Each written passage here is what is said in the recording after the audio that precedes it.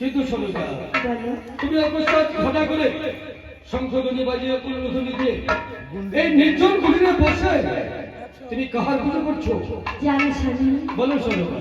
আজ এই অনুধ্বনি দিয়ে শঙ্খ বাজিয়ে আজ এই সংসারের মঙ্গলের জন্য, স্বামীর মঙ্গলের জন্য কার পুজো করছি জানতে চাও স্বামী? বলো শোনো না, তুমি কাহার পুজো করছো?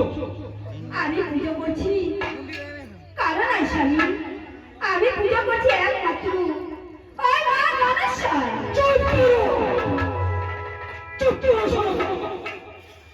তোমাকে এতক্ষণে মনে করেছিলাম তুমি একটা পতিব্রতা রমণী, এখন দেখছি তুমি পতিব্রতা রমণী নয়, তুমি একটা ধিক্কারিণী, স্বামী, তুমি কলঙ্কিনী। না স্বামী না।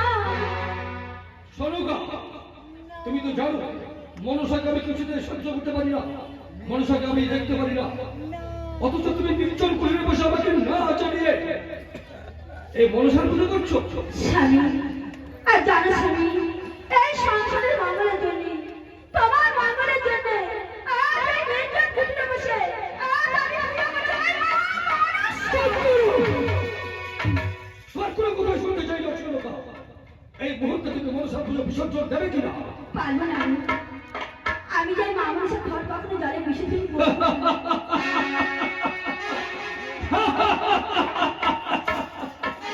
কেন পারবে না? শোনো গা, ওগো স্বামী, তুমি এইভাবে আর মাকে অপমান করো না স্বামী। চুপ করো।